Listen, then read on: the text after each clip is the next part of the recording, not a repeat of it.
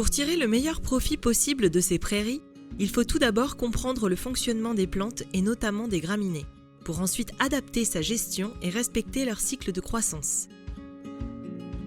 En effet, si les graminées poussent, c'est bien grâce au processus de photosynthèse qui a lieu au niveau de ses feuilles. En recevant la lumière du soleil et en absorbant le CO2 atmosphérique, la plante convertit cette énergie en une autre forme d'énergie stable, des sucres. Elle peut alors les mobiliser pour ses processus physiologiques, comme par exemple pour produire des nouvelles feuilles, l'élongation de son système racinaire, etc. Pour créer des molécules organiques complexes à partir de photons, la lumière reçue par la plante ne suffit pas.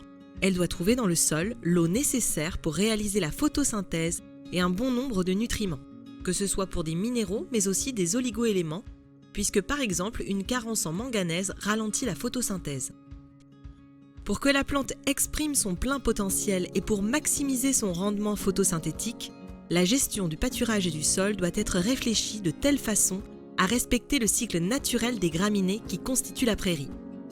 Avant d'aborder la dynamique de pousse des graminées, une mise en garde est nécessaire. On voit ici qu'évaluer l'herbe en hauteur sans la mettre en lien avec la densité est trompeur. Si l'on prélève la partie supérieure de la prairie, visuellement, on a l'impression qu'il y a beaucoup d'herbe, alors que cela ne représente qu'une infime partie de la biomasse produite par la plante. Plus on se rapproche du sol, et plus la biomasse est importante.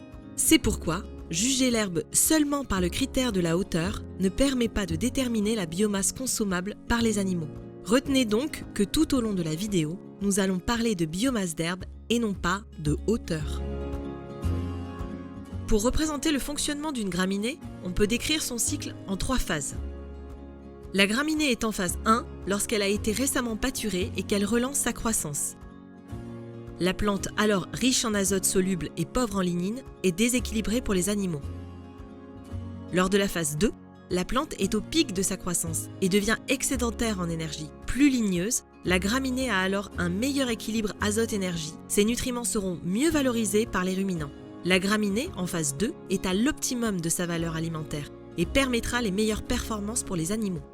Puis, la graminée rentre en processus de reproduction, ce qui signifie que la plante se lignifie pour avoir un port droit, plus riche en cellulose, sa valeur alimentaire et sa digestibilité diminuent au fil du temps. Les premières feuilles rentrent en sénescence et la production nette de la plante diminue.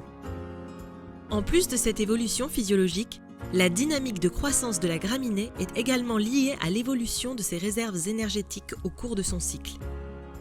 Au début de la phase 1, la graminée relance sa croissance non pas grâce à l'énergie de la photosynthèse, mais en remobilisant les réserves énergétiques contenues dans les réserves racinaires. La plante est donc alors totalement déficitaire en énergie.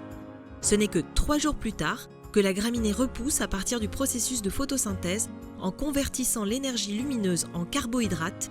La plante peut alors mobiliser ses molécules carbonées pour sa croissance. Lorsque la graminée est en phase 2, elle devient excédentaire en énergie, c'est-à-dire qu'elle produit plus d'énergie qu'elle n'en a besoin pour sa croissance. La graminée peut alors restocker de l'énergie dans son système racinaire, ce qui lui permettra de repousser au prochain pâturage sans compromettre sa pérennité. Passé ce pic de croissance, la plante commence ses modifications physiologiques pour être capable de se reproduire. C'est-à-dire que l'énergie captée est consacrée à la production de cellulose pour rigidifier ses cellules ou à la production d'épis. Mais jusque 30% des molécules organiques synthétisées par la plante